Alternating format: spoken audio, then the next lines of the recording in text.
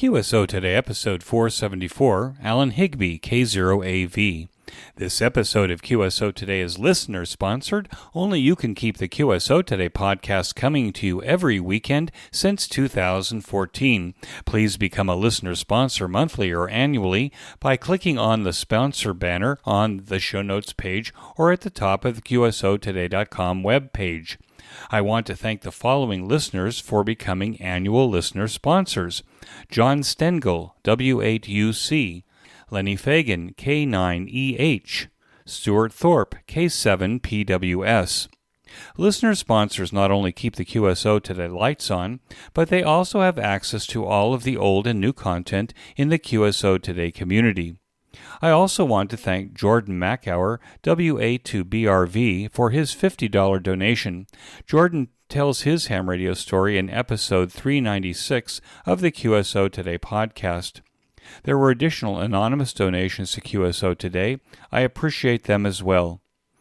Welcome to the QSO Today podcast. I'm Eric Guth, amateur call sign 4Z1UG, where I demonstrate the diversity and relevance of the amateur radio hobby and its impact on society by interviewing ham radio operators, many of whom played vital roles in shaping our technology through the amateur radio hobby.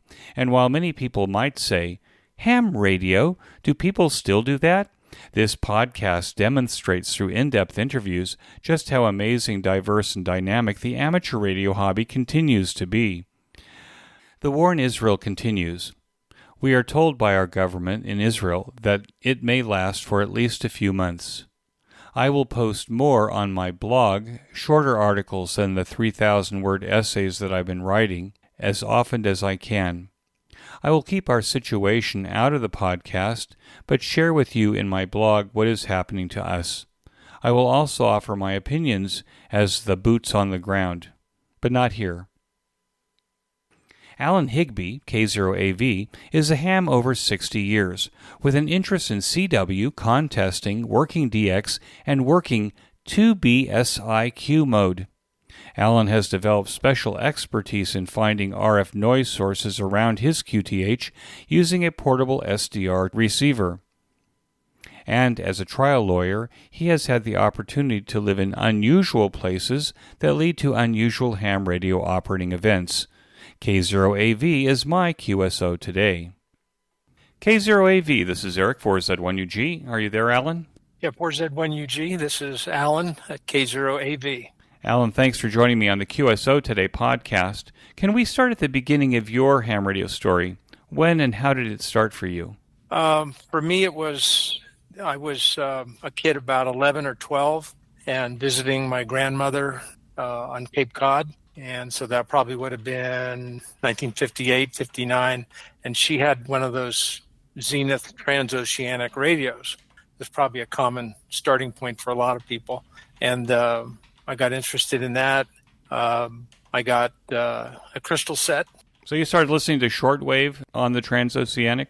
Oh, I don't know. I was just twiddling dials, and I knew there was a whole world of stuff out there. That's all I knew. Being like most grandmothers are, did she let you take it home? No.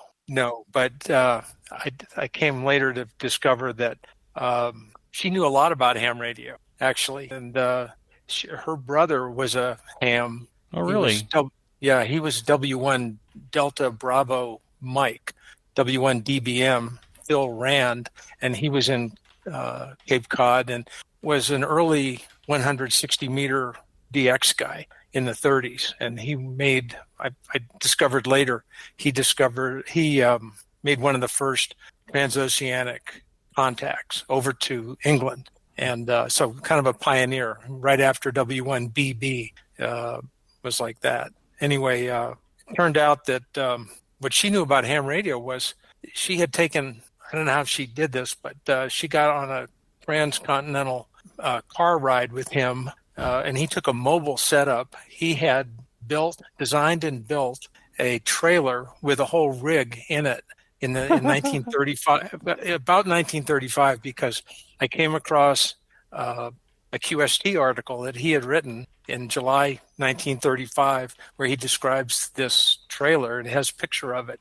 So she described it as we were driving along, and every time we came to a hill, he had to stop on top of the hill and fire a generator or whatever it was that powered it. So he knew about ham radio. And it turned out that maybe it was another summer, it was a rainy day, and I was at my aunt's house, and I was looking, how you do on a rainy day, you're just killing time. And so I was looking at the bookcase, and I came across some ARRL books. What's she doing with, I didn't know much, but they had pictures of ham radio people with headphones on and stuff like that. Well, it turns out that she had worked for the ARRL and had been on the staff of a very famous, prolific author, a W1 Delta Fox, I think, George Grammer, who wrote the handbook. So she had these books, and I think it was something she might have helped on or something. But those kind of piqued my interest, and so anyway, that was kind of a deal. I've kind of as a side note, coming full circle. Just recently, I had an opportunity to write a very small section for the current handbook, and I was delighted to kind of bring that all the way around back to the handbook.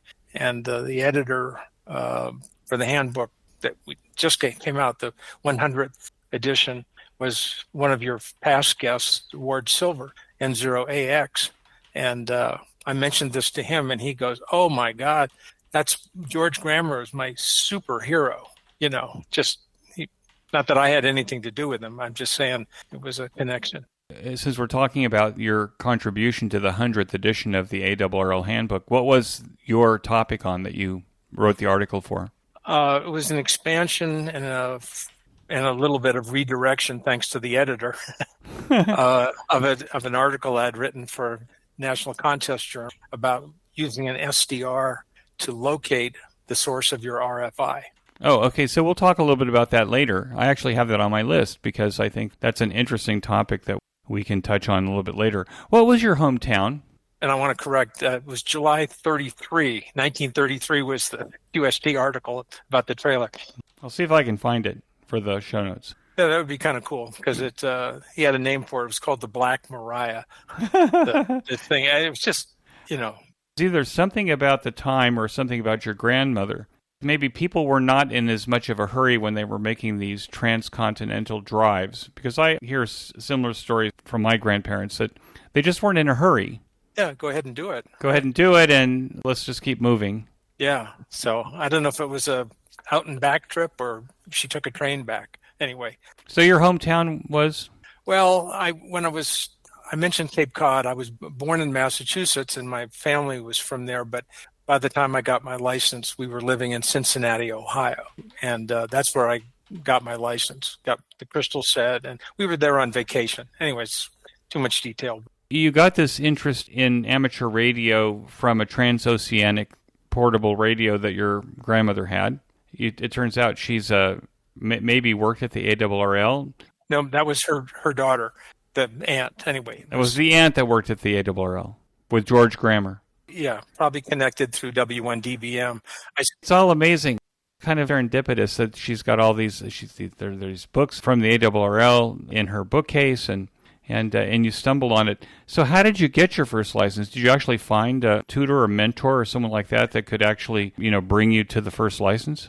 Well, I originally wanted to kind of follow up on shortwave listening, and I had an S38E, the Hallicrafters receiver, and I was listening to hams. I was listening to HCJB, all the big shortwave broadcast stations. And my mother, who was, kind of trying to encourage things at that point, she was having dinner at some friend's house, and he was a ham in Cincinnati. And she said to him, "Oh, he's shortwave listening." And this guy goes, "Oh, come on, get a license, just get with it, So they arranged for me to go over and visit him, and it was definitely cool. His call was W8 Yankee King Oscar, Gordon Foote, and he lived there in Cincinnati. And I can remember, as you do, I can remember the interior. He had kind of a nice den set up with Naughty Pine, Cozy, DX100, a Hammerland HQ170, the one with the clock, all the details I remember. We got on, I think it was 10 meters. He had a beam. We worked somebody in on AM in Nicaragua and in probably Ecuador. They might have even sent me a QSL card, these guys, it was one of those things. And so he gave me some 78 records to learn the code by. And then I came back and he gave me the novice test, and the rest is history. All downhill, I was going to say. What year did you get your first license, and how old were you? I was 13, and it was 1960. And that was a novice license? Yeah, right. And then I think the novice license in those days only lasted for a year, right? So you actually had to upgrade or lose it. Right. So at that point, though, our family moved to California. So in Northern California, moved to Burlingame, San Mateo area. So my call sign was KN8SQN Portable 6. So I learned how to send the portable stroke in code. I wanted to mention, because we're skipping over the Elmer situation. This guy and his neighbor, who was K0AV, who was a tech, these guys were so great. They did two things that were amazing. When you look back on it, they took me to the Dayton Hamvention. I hadn't had my life. I didn't know anything. It was all a blur. We rode up in the car with a 6-meter, the Heathkit 6er. Do you know that one? And then a halo antenna on the back, yakking with guys all the way up and down. Cincinnati was probably 50 or 60 miles from Dayton. And then I don't remember much about the convention. I'm sure it was smaller than it's become. It was at the Biltmore Hotel, and the only thing I can remember was a demonstration of slow scan television, which, just like, wow.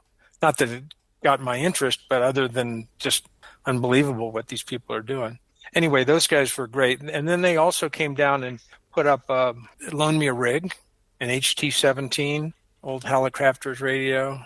I borrowed an SX-28 receiver, and they put up an antenna for me, a dipole on 40. So anyway, those guys were great. And it's kind of a sad thing because we moved away, as I said, and I never really got a chance to thank them for all what they did for me, because it opened the door, and we moved away, and it's just sort of a loop that hasn't been closed. They know you got the license. Yeah, I know, but wait. So they have that warm, fuzzy feeling from... Well, you make me feel better. Thank you. You met the first goal. I've written about Akiva, my protege right now, my 9-year-old protege, and I can tell you that as soon as he gets something, even if I don't see him again, hopefully I will, but if he gets his first license, then I will have felt that I've started. It's like starting a chainsaw, right? You just pull that cord, and it just... if you don't hold on to it, it's going to have a life of its own. It's a scary thought. It's a scary thought, yeah.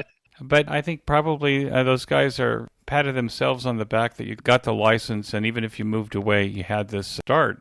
That's an amazing story. You end up in California, and so when you upgraded, then I guess you had to take a 6 call then, right? Right. My call became WA6PMK. And that was a general upgrade? General at first. Well, it wasn't incentive licensing at that point. And then later, I don't want to get ahead of the story, but later when I returned to the States after the Army, I had to get my upgrade, and I did. The extra. Wherever you were, and at least the way your family was connected, you were kind of running into hams. I don't run into hams anymore at all, and I find it kind of amazing. There's almost 800,000 in America that you talk to people about ham radio, and they don't know what you're talking about. But it seemed to me that this seemed like the golden age of ham radio, at least in terms of the number of adults that were doing it, or people that your parents knew that were doing it. Oh, yeah. I think that's it, the golden age. There were, in California, through the radio club, local radio club in San Mateo, I bumped into people, and it was an interesting mode because, the World War II wasn't that far in the past, and I think they had been giving away military equipment. There was all this surplus stuff, and it seemed to me that I was a beneficiary, shall we say, of all kinds of radio gear. I would bring it home, and somebody, I almost can remember looking back to someone's garage as their wife was just going, "Oh man, I'm glad that stuff is out of here." But it helped. it got distributed, but it was a golden age. I think you're right. It was a thing back then. Did ham radio play a part in the choices that you made for your education and career? Well, I intended it to, in the sense that I was thinking about, I have friends from the Bay Area that went to engineering school, got engineering degrees. Because if you're a ham, it's kind of like you're into physics. And at high school, I was taking physics. And whether it was motivation or just the way my brain worked or didn't work, I sort of bumped into a wall on the math, the more sophisticated math, and I sort of headed off more towards liberal arts. So where'd you go to school? Well, it was bifurcated, but ultimately I graduated from the University of California at Berkeley, and then went to law school at University of San Francisco. And you became a lawyer. Did you have a specialty in law that you decided to pursue? Yeah, my interest in law came from friends of my parents I liked it because they seemed really interesting and were always curious about stuff, just were interesting. And I liked hanging around them somewhat, and also watching Perry Mason. So I was somebody who, by the time I was pretty late in the game, I realized that most lawyers don't go to court. They don't like going to court, but that's what I had wanted to do, and so I did.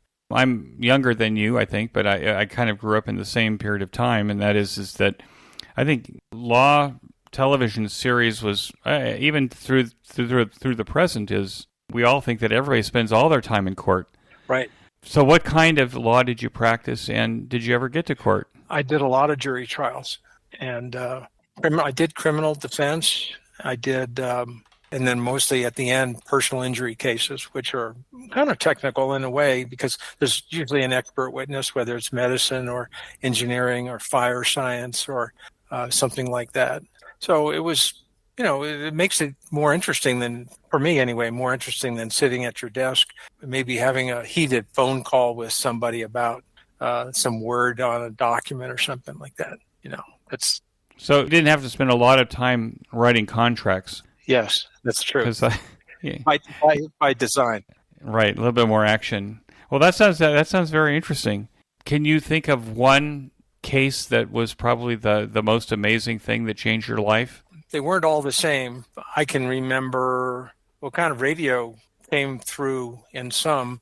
Just having the radio background allowed me to, I'm thinking of don't get the wrong idea. I worked on multiple first-degree murder cases, but not as a usual thing, okay? But having the radio background, I knew to ask for and get and go through and pick through the dispatch tapes about what the cops were doing and what they weren't doing, and you can find some angle in that, all that stuff. Anyway, that having the radio helped get to a result I was looking for. Yeah, the other thing that helped being a ham was in the courtroom when you're doing jury selection, very easy to just see a jury box and it looks like a pile up. When you're doing the voir dire, the jury selection, it's like a pile up, and so you just take one, you move from one to the other, and it's like a round table conversation. And as a ham, you just know a lot about a lot of stuff. I think that's not confined to being a ham, but it made it real easy. I think that for some reason, ham radio is one of those hobbies where you actually maybe you know a little bit about a lot of things. Right. That's probably because you're so exposed to not only the technology but also the geography. It surprises me, that I can pull out a globe and I can spin it, and most people, even nowadays, young adults, don't know where things are. Yeah, I think geography is a good example of that, but it's broader, like you kind of alluded to. It's broader than just geography. There's a lot of stuff we know about, whether we like it or not. I'm finding that it's been very helpful over the course of my life. Were you active all of this time in ham radio? Was ham radio what you came home to in the evening? And what was your favorite thing to do with ham radio after a long day in the court? A long day in the court, but also long days getting ready for trial. This is like one of those, like an iceberg. You go to court, but at the same time, you spent 95% of the time is outside the courtroom getting ready. Right, like an iceberg, 95% of it's under the water. And people don't see it. That's all of the discovery and all of the preparation? Well, I think that kind of leads. One of your questions is usually, and you already mentioned it, primarily CW, and that's probably because if I have talked all day and listened all day, the last thing I want to do is hop on 20-meter sideband and have a conversation for an hour and a half with, a round table or something. I would prefer to put the headphones on, tune for weak signals, where most of what you're listening to is just sort of white noise and just sort of a Zen thing. Right. In that mode, are you just making contacts or are you rag chewing? I've enjoyed many of the rag chews I've had, but most of the time I'm making contacts. I'm trying to just listen for really weak signals and make a contact. I prefer it if it's marginal. You prefer a marginal signal? Yeah, marginal contact where, you might have to work to get through. And over the years, it seems to me that would become more and more challenging as electronics became more and more dirty, or light bulbs become more, as the interference, the noise floor rose in all the places that you might have lived, then getting that marginal contact. Well, ultimately that's what connects to my interest in tracking down RFI. You're speaking to me from Grand Junction now? Is that where you are? No, I'm in Colorado Springs. Are you in the city of Colorado, or are you out on the periphery? I'm in the city. So I'm on a 100 by 150 lot. I don't have any neighbors across the street because there's a high school and it's a soccer fields. We're over there. So I've kind of and that's sort of towards Europe in the good directions. And but we have our challenges here, definitely. Because of the proximity to the rest of civilization. Right. But this is where, we've been in this house since 1985 and got to know all of our neighbors through various land use challenges and things like that, not with each other, but development around us. And we work together. And so, in other words, I've gotten to know everybody. And I'm not saying it's not going to happen, but get along with people. And if I say, I think there's a problem emanating from your house that's tearing up my radio, they'll work with me. From your experience, are you finding that there's a lot of interference sources, and are they all over the band? Meaning, if you've got your SDR radio now and you've got your waterfall display, can you pretty much tell what it is now that you're looking for based on your previous experience looking for and tracking down sources of noise? Boy, you walked right into the question of tracking RFI. You can spend a lot of time trying to figure out what it is, but it's not until you can maybe get lucky, but it's to me, it's a fool's errand to do that. It's at the beginning. What you want to do is find out where it is. And that's what the experts say. There are expert RFI trackers. I'm not necessarily one of them. I've just written about it, but there's people that do it.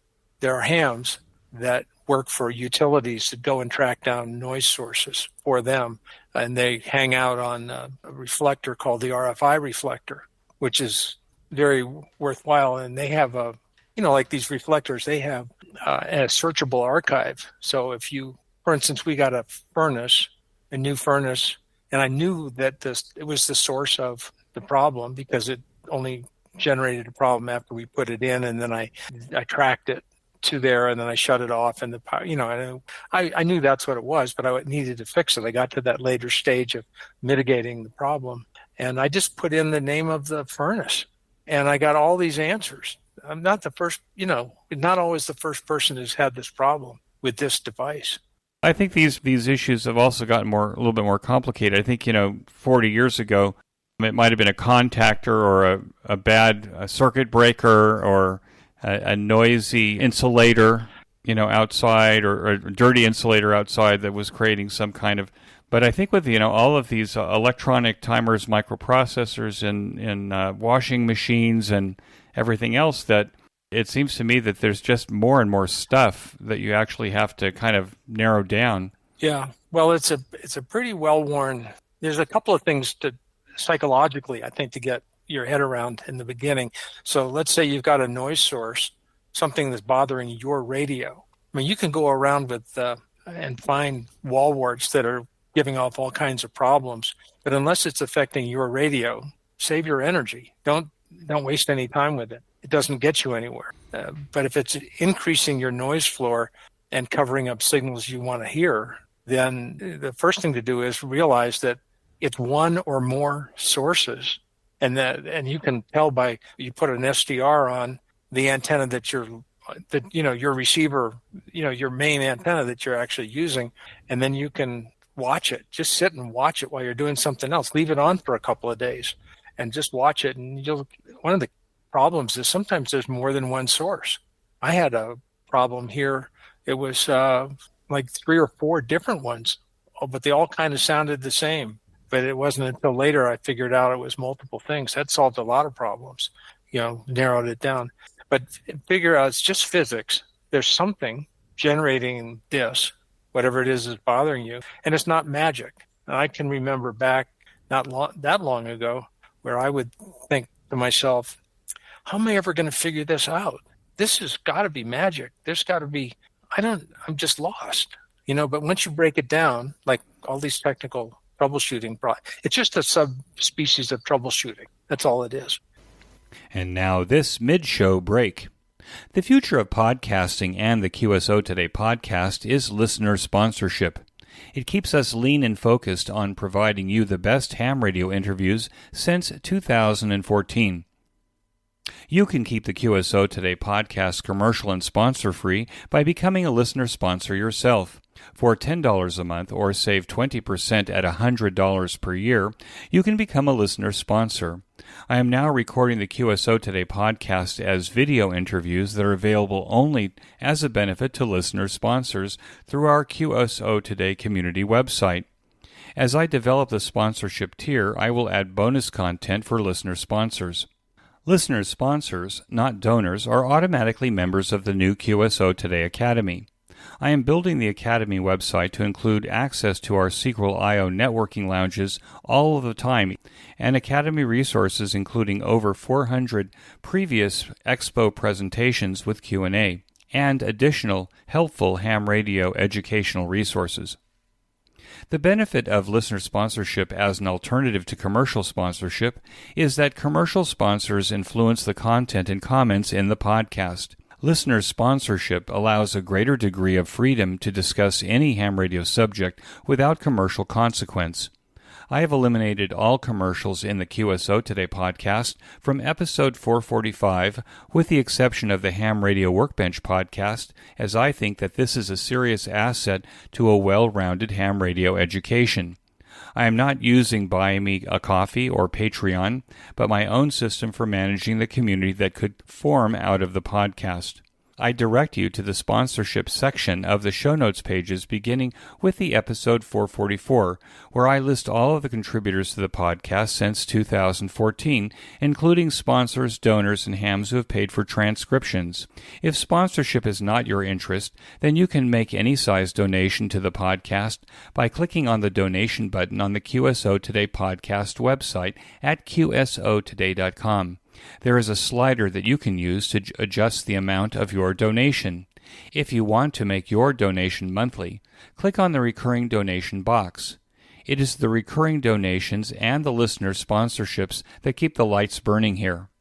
Finally, you don't have to contribute anything to listen to the QSO Today podcast. You can use my Amazon affiliate link before shopping at Amazon by clicking on it on the right side of the show notes page. This will signal Amazon to send us a small percentage of what you purchase. This is the most painless way to ensure that the QSO Today project will be here next week. I want to thank everyone who has contributed and will contribute to my effort to create this oral history of amateur radio since 2014. It will eventually all be in the public domain for hams in the future to enjoy. Be sure to become a listener sponsor or make a donation today. And now we return to our QSO Today.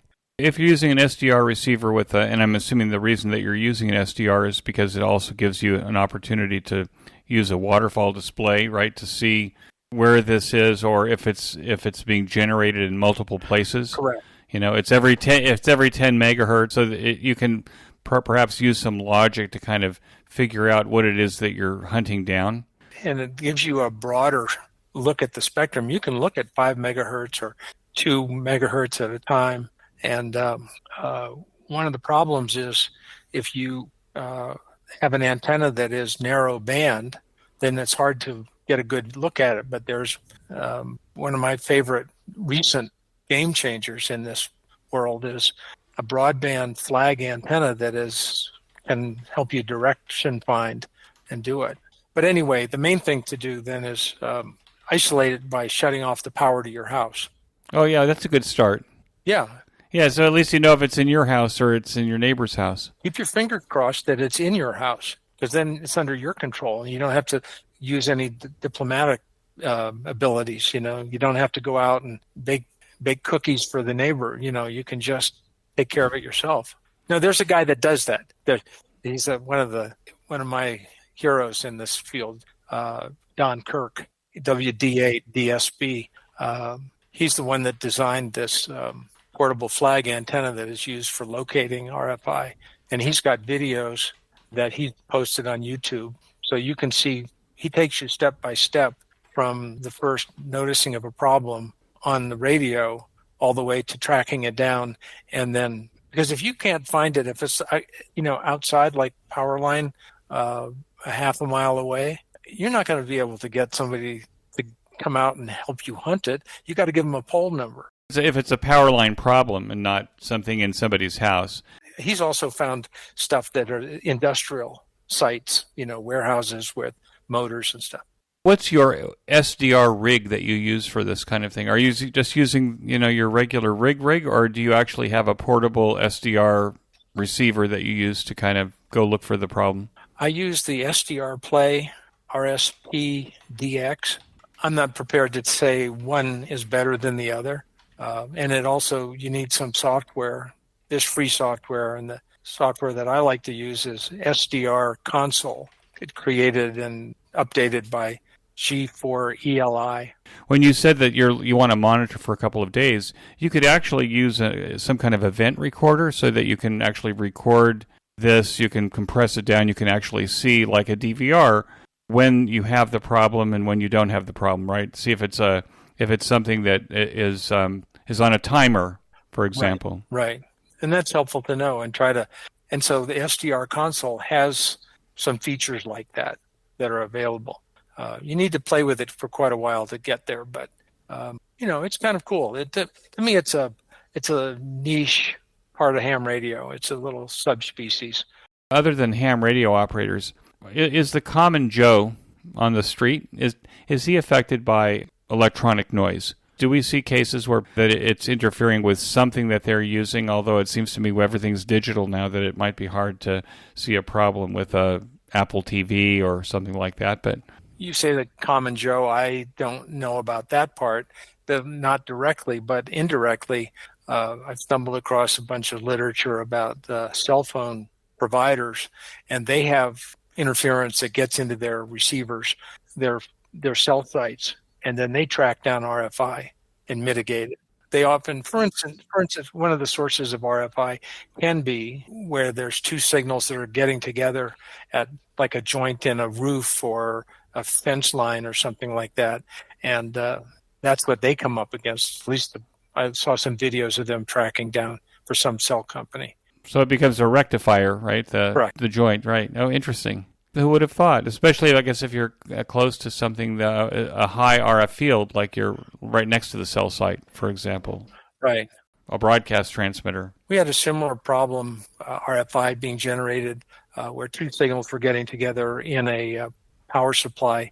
I've been very fortunate to be able to operate at a big multi DX contest station, K0AV, who's up north of Denver, and he had a problem. We had a problem. The station had a problem. Somebody being on 20 and then somebody on 40, and somehow the signals were getting together. And finally, they discovered the source of it. It was a wall wart supplying voltage to a garage door opener, which was located just underneath all the big antennas. So it was the wall wart to the receiver of the garage door. It's where it was being. Okay. Yeah, for opening and closing the door, for receiving the signal from the transmitter to open and close the door? Yeah, that's my understanding of what it was. But Yeah, that makes sense. unplugged it and problem went away. And that was one of the guys that helped him, I think. I wasn't present, but was one of the people that's on the reflector, very active on this RFI reflector, who's kind of a local in Colorado. So. You've been in Colorado Springs since 1985, but before we started, you talked a little bit about the fact that you've been around the world and had some unusual ham radio operation. Do you want to talk a little bit about when you were in Alaska and what you did there? Yeah, I had gone up there to practice law in Anchorage. About what time? What years were this? 78 to 84. When I first got up there, I got my call.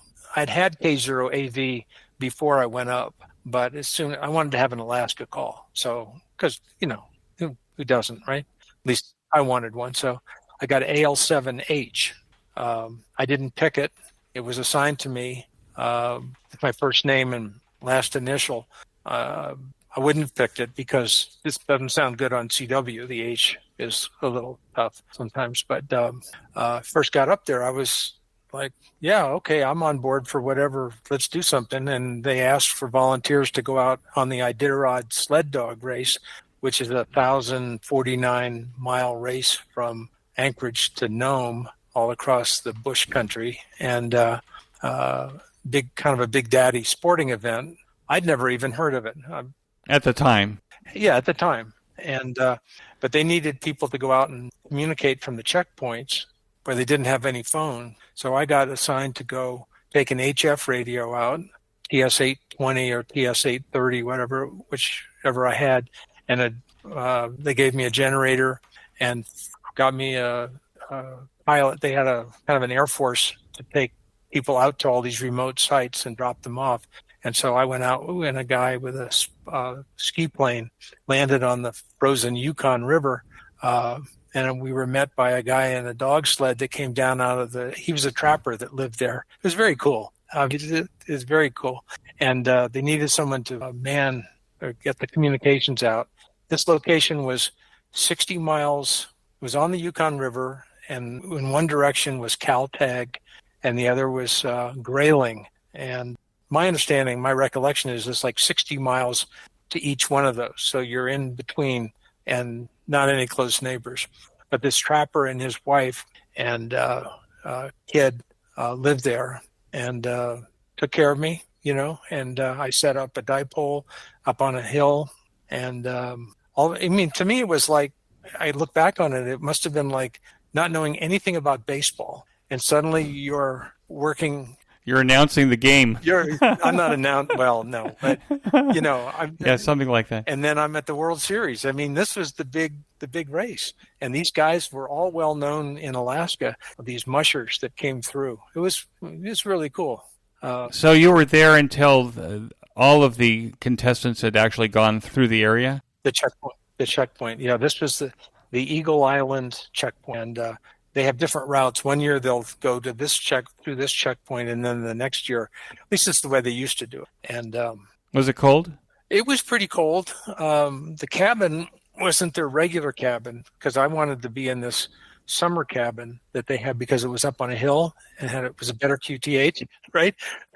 And so there was a lot of wood. They brought a lot of wood down. We just put it in this potbelly stove made out of a big, oil can kind of a thing, fuel can, 50-gallon type drum. And by the time I left, it was almost melted, because it kept it going. I had to stay warm. You obviously had enough gas to run your generator. Somehow, yeah. You're getting into the details. I don't remember. Somehow It sounds amazing. It all worked out. And then when you were all done, the guy with the plane came and got you and took you home. Right. Yeah. Are you a pilot yourself? He flew me up to Nome and dropped me off. But yeah, that was it. Am I a pilot myself? Technically. Before we started talking, I saw that to your right, there's a picture on the wall of an airplane. It's a very aviation-centric place up there, Alaska, because it's so far away. There's not a lot of roads, and they don't connect everything in the bush. So, but I did. I got a license to fly and flew some when I came home, came back down to the States 6 years later. But, you need to stay on your game to be safe. And like anything else, it takes some hours. right, and it's not fair to your family to risk your life or spend that kind of money either. But I really enjoyed it, and it gave me a sense of understanding physics and weather better, because you have to learn all that stuff. Right, or otherwise it's an into the wild experience. Yeah, and there were lots of. I mean, if you're around, I probably saw in just 6 years. I probably saw smoking crashes. I didn't necessarily see them. I didn't see them go down, but I saw the aftermath of plane crashes. Pretty frequent. More frequent than down here in the continental U.S. I've talked to pilots that won't fly over the Rockies unless they're flying on a twin or they're following a highway so that they've got some place to go. Right. They won't fly from, say, Centennial Airport, which is south of Denver, to Grand Junction in a single. Right. Because, the air is much thinner here. And then there's the downdrafts. I had a pretty good friend who was a ham, and he was an excellent pilot. He'd come up from Florida and flown his entire life and had some planes. And I remember one time he wanted to go do something out by King Salmon, which is out on the other. Anyway, it's out away from town. And then he had a 2-meter box, transceiver or something and so I got on there, and there were some guys that were on the 5.2 channel, and they said, "Oh, we're out here having field day," and so we're flying over the water. We're way out there, we're coming back towards Anchorage, and they said, "Yeah, we need a couple CW operators." So we said, "Oh, okay." They said, "Is there a place we can put down?" So we landed on a gravel strip. They came and picked us up. We spent the night, operated, and then went home. Well, to be young and spontaneous. Yeah. I want to take a minute to tell you about my favorite podcast, the Ham Radio Workbench Podcast, with George, KJ6VU, and now joined by Rod, VA3ON, Mike, VA3MW, Mark, N6MTS, and Vince, VE6LK. Every 2 weeks, George and company offer up a status report on the many amateur radio projects on their workbenches and explore projects on their guests' workbenches. This group is project active and prolific, covering many technical areas of amateur radio. So the next time you want a deep dive into ham radio electronic project building, or to learn about technology, tools, test equipment, construction techniques, and the rest, listen to the Ham Radio Workbench podcast, available on every podcast player and channel. Use the link in this week's show notes page to get to the Ham Radio Workbench podcast directly. And now back to my QSO. Did you make some comment to me also that you had a chance to operate field day near Checkpoint Charlie? Well, I was in the Army. I was in the Army Security Agency, and I was stationed at Field Station Berlin, and was there. I was in for 4 years, so I had 3 years in Berlin as a German linguist, and I got the chance to meet. I think one of my contesting gurus is DL7 Alpha Victor. For that reason, I loved listening to his call when he was on, and so that's the reason I picked Alpha Victor as my suffix, because it sounds so great on CW, to me anyway. But they had a club in the German Amateur Radio Club. The national group has these organizations. They have DOKs, and so they're neighborhood clubs or whatever. So we were in Dora 07, D07, and they went out on field day, and they needed, kind of like the other one, they needed field day they needed CW operators, and so Thomas, that's DL7AV, and I were recruited and went out. These guys set it all up, so we go out there, and it's in a field, and the field is right abutting the border between Berlin and East Germany, and so there's the whole barbed wire thing, the tank traps, the dog run, another layer of stuff, and then the guard towers. And so I don't know if I have a picture of this or not. I probably don't, but it's vivid. I bet we could find something, because I think that most people don't know, or most people who are younger than us, that Berlin was like an island in the middle of East Germany, right? So Right. it was West Germany, except that there was a single highway with fences on both sides that actually went to Berlin, and then Berlin itself was cut in half. Right. And so the cutting in half of Berlin on this island was the wall, the Berlin Wall. And then around the outside of West Berlin was this border that I'm talking about. But it was still secured and monitored, all of that. It's all history now, fortunately. Right. But at the time, and I can only imagine, I mean, that these guys we had antennas and, what's going on with these people? And I suspect they were making reports to their Stasi, the secret police or something. I don't know. Do you recall, were there East German ham radio operators? I mean, I think there were Russian ham radio operators during the Cold War. Oh, yeah. And they were close. They were using the Delta Mary prefix, DM2. And then if anybody's into call signs, like most of us are, there was the call sign scheme they had was they would have the 3-letter suffix, and it was the last letter could tell you where they were, which district that they were in. And so the one around Berlin, they ended in O. So I just remember there was a guy that was active a lot. I don't know how far exactly he was with DM2ATO. Too much detail, but anyway, that's. I think probably to be an amateur radio operator in those days during the Cold War, that you probably had to be a party member if you were a East German operator. I don't know. I don't know about that. You had to be friendly. You had to be friendly with somebody.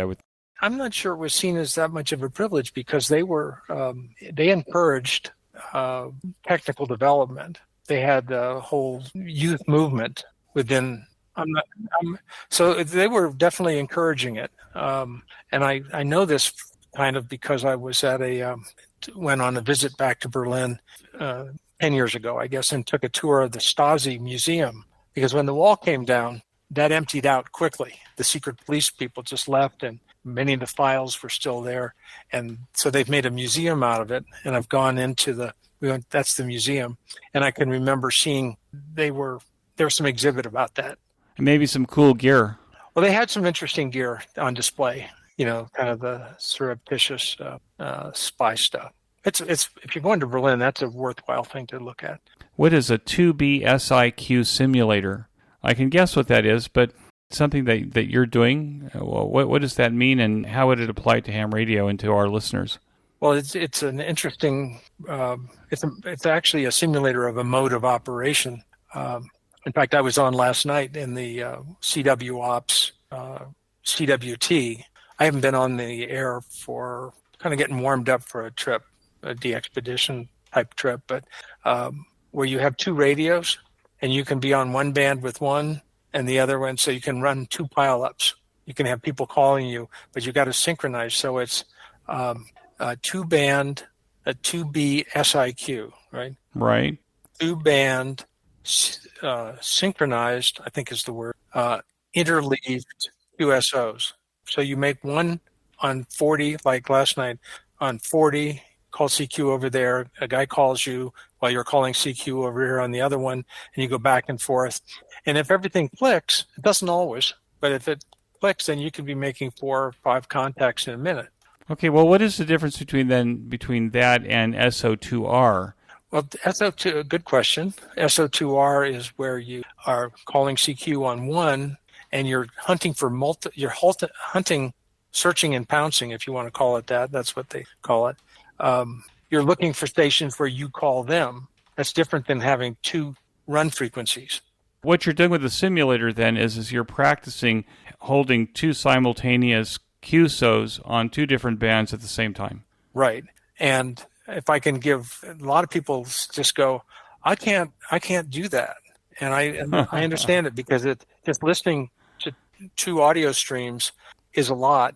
But the key to it, at least for the 2B SIQ thing, the 2 pileups, is that you have to focus and think about what's my next move? Where am I going to put my attention? And then you're toggling back and forth. That's all. And it's with your stereo headphones. Is it you have one in one ear and one in the other ear? Right. Is that Or is it mono? You're hearing both at the same time, and you have to. No, it's two different ones. But you have to have situational awareness. And I just had a good night last night, so I'm feeling on the top of my game. That's just not always the case. It's a good barometer of where your head is at. So I was lucky last night, and I kind of hung on. I don't know how people. There's always another level, and so the top of the game are guys like KL9A and 6MJ. And some of these other guys, there's just AA3B.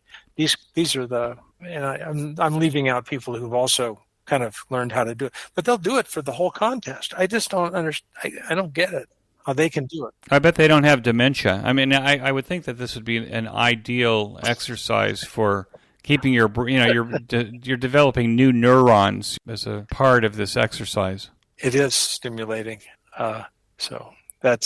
But there's a simulator built into DX Log, which is a free program, and you can activate it. And it's two different versions of the code simulator and Morse runner. But it's built in there, and it's a great thing to practice on. And somebody tipped me off to, you just keep practicing, and then next thing you know, you're on the air doing it, and I'm kind of doing it.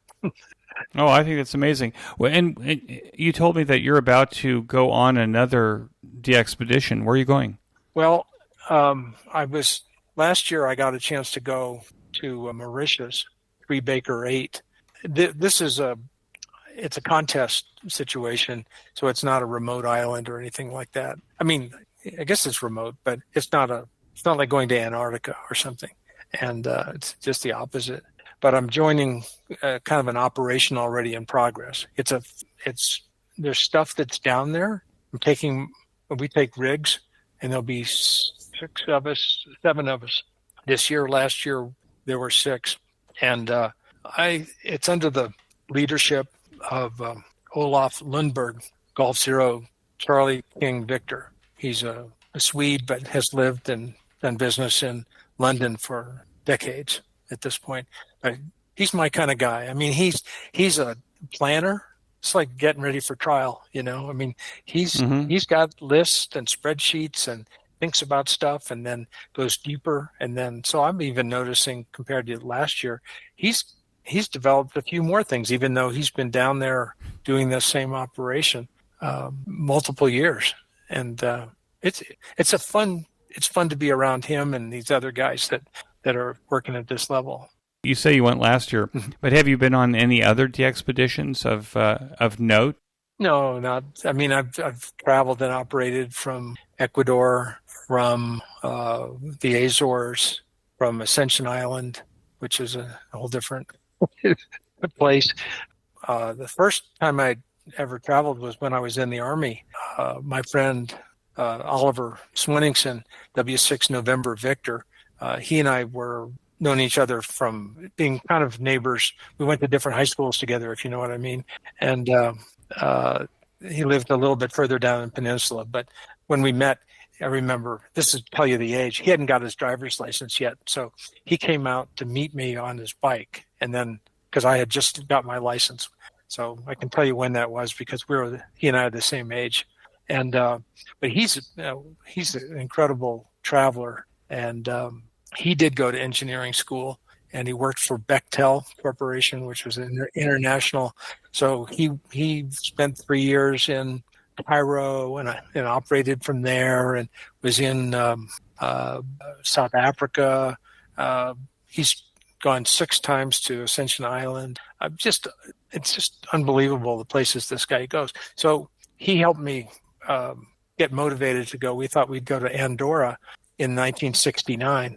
And it was, I wouldn't have done it this way, but I'm glad he and I got our heads together, and this is what we did. So he brought his S-line over to Germany when I was in Berlin. He had some time, and we went to, we had known that done some research, and there was some U.S. Air Force guys who'd been to Andorra and got licenses, and so we wrote to them and found out who to write to, what to do. We did all the stuff we were supposed to do, and the license didn't come. It didn't come. And so, but we just said, well, the hell with it. We're just going to load all our stuff up, put it in my Volkswagen. And I got the car driven out to West Germany, because you couldn't go. I couldn't because of the whatever. And we just drove down to where this guy was who was supposed to give the licenses. He was in France, but they had him deputized to give the licenses out. And we went up to his office, and they didn't know him. We don't know this guy. Anyway, it turns out he worked for Interpol, and he was Fox 3 Delta Mike. And so we're sitting in his office, and he said, well, they told me not to issue any more PX1 licenses. I can't give you a license. Oh, really? And we said, well, we got all our stuff here and that. And somehow it came out in the conversation that we were only going to work CW. And he lit up, and he leaned forward, and he goes, only CW? You're not going to work sideband like all these other guys that do? Come down here? And he said, okay. Here's what we'll do. You go to the border. I'll call ahead. They'll wade you through, and you go operate. And you use your DL4 call stroke PX. See, it was Pop X-ray was what they used then. And Oliver, you use your home call, the same PX. And then in a few months, I'll send you a license. So we went up there and operated for a week, and license came. And it turned out what happened is Brazil, who under the ITU owns that block of the prefixes, they had protested and so the ITU wrote to the authorities in Andorra, and they said no more PX1s. So they are now Charlie 31, but we were right there at the transition. So if you're into call signs, that's a good story. Alan, what's the current rig right now? I have a pair of K3s and E3 scopes and a KPA 1500 amp. I've long wanted to do high power 2 amps, SO2R with 2 high power rigs, but I haven't really been able to put that together with my single tower and small lot. So I just have 1 amp is all. It's my understanding that you have some big antennas.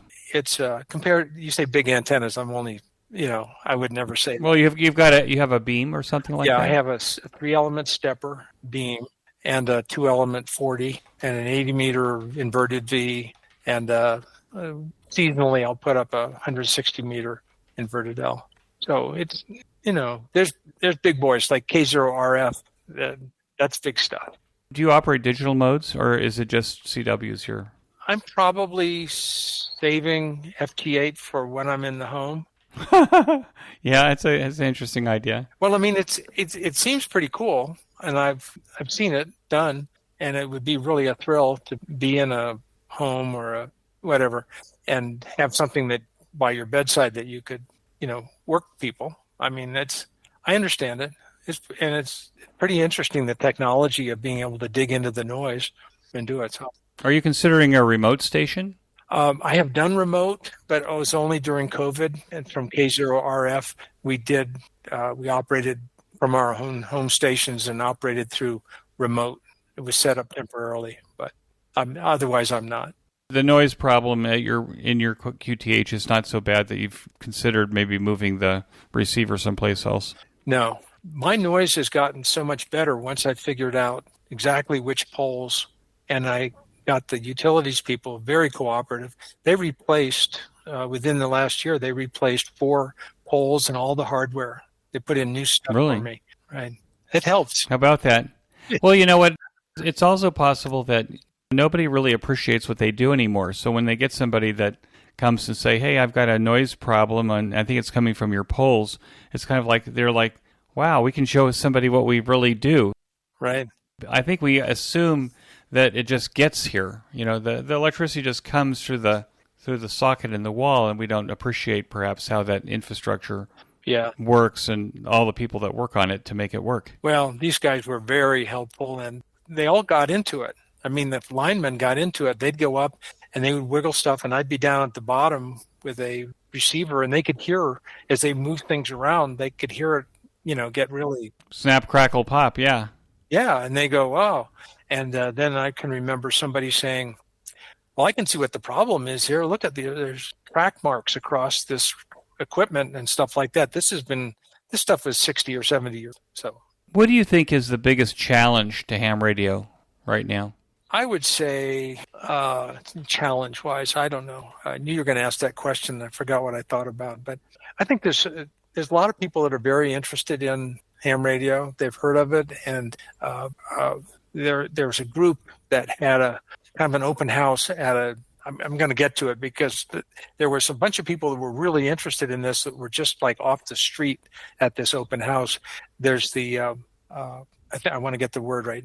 Pilcher radio telescope, about 2 hours east of Colorado Springs, out on the plains, is a 60-foot dish. If you can picture that, 60-foot dish, some kind of surplus thing that was already there, and this foundation bought it, and they have a building that they're just finishing now. And you can see some stories and links about it on QRZ page for K0 Papa Radio Tango. More details than what I can say. But I went down to the open house, and there were ranchers and farmers from around there that I had lunch with, and they were talking about how they're interested in all this, and they would love to learn about it. And I got real interested in it. I'm not so interested I'm going to go learn about moon bounce, but they had a moon bounce demonstration. You could pick up the mic and hear your voice come back from the moon. It was very, very cool. And so there's lots of interest out there and how to connect that interest. And I don't know. I just want to say that the people that were there were very helpful. They had a presentation. It was well received. So that's a way to overcome. There's plenty of interest. I think it's making the connection. And the other thing I think is one of the challenges is there's so much because, as I think other people have told you and ham radio is a constellation of hobbies. What I see that is discouraging is people that are they're just like at the surface of all these different things. Well, just pick something that seems like it's interesting, or pick a couple of things that you're kind of interested in, dabble in them, lurk. That's what I'm doing with this moon bounce and stuff. And I'm just lurking. I enjoy watching. I've got some other stuff to do, but and same with FT8. It's just like someday, despite my snide comment, I think people need to realize that you just pick some aspect or two or three and dabble in it, and people will. That's the real fun of ham radio to me and this connects to going to Mauritius with these guys, is that you're part of a team and you're learning how to do stuff, and we're all gathering information together, and they're so inquisitive and curious, and you never know. One of the things about ham radio is that we're always solving new problems. And if you like solving problems, then operating from Mauritius, perhaps. I saw the picture where you've got these two antennas that look like they might be connected together, but one's on the other side of the lagoon, and you've got the coax running right down through across the lagoon. Under the water. Yeah, that's the salt water of the Indian Ocean, and that is a vertical dipole for 40 meters. I was the guy who worked 40 meters last year, and that thing really barked. It really barked. And the problem we're trying to solve is trying to improve on the receive, because there were the first day all the big boys are calling, and you can run a really good rate because everybody needs the double multiplier.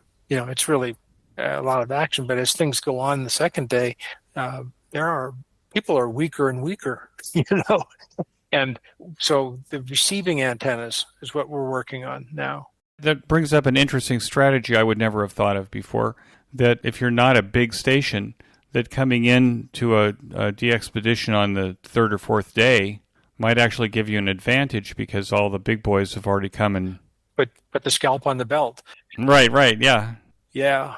Something else about that operation, too, and this ties into the challenges, is the whole question of youth. Two of the operators last year were kind of officially youth operators. They were there, very, very good operators. One of them is returning this year, but DK6 Sierra Papa and Jamie Williams. I'm sorry. Anyway, he's a G.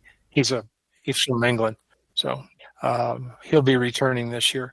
So that was just something that a multi-generational group then. Yeah, Right. What advice would you give to newer returning hams to the hobby? Well, I think what I just said, that is the pick something. Pick something and go with it. And go with it. And if you get bored with it, then pick something else. And ask yourself how much depth there is to it. Ask yourself, I mean, for instance, VHF, UHF, repeaters, I think it's got limited depth unless you are the person who's building the repeaters and putting up the antennas and finding the sites and figuring out how to solve all those problems of interference and all those things. So, I mean, figure out you got something with depth. You said something about solving problems. One of the things that happens, and you can do it if you're just in the privacy of your own shack, how many times have you solved the same problem more than once? You'd think you'd learn, but there's nobody. No, it's the problem is you've started a project and then you have to put it aside for a while, and then you come back to it and it's kind of like you're rediscovering it all over again. But you've done this before. There's some deja vu here. I've done this before, and I've even poked my hand with a soldering iron the same way before. Why does this seem familiar? Yeah, I think that there are those kind of moments in a project, especially a project that you delay. I don't know. I just can't get enough of it. I spent most of the day today working on a ham radio project, probably when I should have been working for a living. But yeah, every once in a while I get... Well, before we wrap up, I want to make sure that I get a couple of plugs in. One is, by all means, buy the ARRL handbook, the 100th edition, not because I'm in it, because I don't get there's no benefit there. Okay, I don't. But I was just amazed at how it's changed and evolved, and it's a total resource, and especially the chapter on troubleshooting, which is it's really amazing because we're talking about solving problems. And then the other plug I want to make is for the group that sponsored that trip to the radio telescope. There's a thing called the Front Range 6-meter group, and they have a groups.io reflector, and it started out, Front Range being Colorado. It started out as a local group. They now have a worldwide following, and they have programs that you wouldn't believe. So if you're interested in 6 meters or anything up higher, you should check them out. I'll put links to the Front Range 6-meter group in the show notes page. I'll put an Amazon link in for the 100th edition of the ARRL handbook, so you can help the QSO Today podcast by buying your book through Amazon, and you get free delivery if you're an Amazon Prime member. So, and I believe that book it comes in volumes, right? The one I have, because as an author, however small, I got one. So. Oh, okay. Oh, it's all one book. Well, yeah, because I saw that they were also, maybe it was in the earlier a year or two ago, that they were actually chopping it into volumes so it wasn't so heavy. And I have that over here, and it was from an earlier edition, and it's very handy. So I don't know if they have the 100th in that format. That would be great. But also, I think you get the handbook on maybe a DVD or something like that, so that you've got the PDF format, which I find, at least with my handbook, that I can search through something if I'm looking really quick on my computer, using Control F and looking for a phrase and finding it in the book. So that works really well as well. Yeah. Alan, I want to thank you so much for joining me on QSO Today. I realize for my audience that I haven't done a lot of new episodes lately, and as I told Alan before we even started, that if the siren goes off, that I would disappear for about 7-8 minutes and then come back. Israel is in the middle of a war. Hopefully the good guys will win. In the meantime, I'm trying to do as many new QSO Today episodes as possible. It's a great distraction. Alan, you've been a great distraction from what's happening outside the window. Okay. And for that, I appreciate it so much, and I want to thank you again and wish you 73. Glad I could help. Thank you very much. See you. That concludes this episode of QSO Today. I hope that you enjoyed this QSO with Alan. Please be sure to check out the show notes that include links and information about the topics that we discussed. Go to www.qsotoday.com and put in K0AV in the search box at the top of the page. You may notice that some of the episodes are transcribed into written text. If you'd like to sponsor this or any of the episodes into written text, please contact me. Support the QSO Today podcast by first joining the QSO Today email list by pressing on the subscribe buttons on the show notes page. I will not spam you or share your email address with anyone. Become a listener sponsor monthly or annually by clicking on the sponsor buttons on the show notes pages. Your value for value support is recognized on the QSO Today podcast and in the weekly show notes. Use our Amazon link when you shop on Amazon. Clicking on this link before you enter Amazon will allow Amazon to pay us a small commission on what you purchase. This is a very painless way to support the QSO Today podcast. QSO Today is syndicated on every podcast platform, including Spotify and the iTunes Store. Until next time, this is Eric 4Z1UG 73. The QSO Today podcast is a product of KEG Media Inc., who is solely responsible for its content.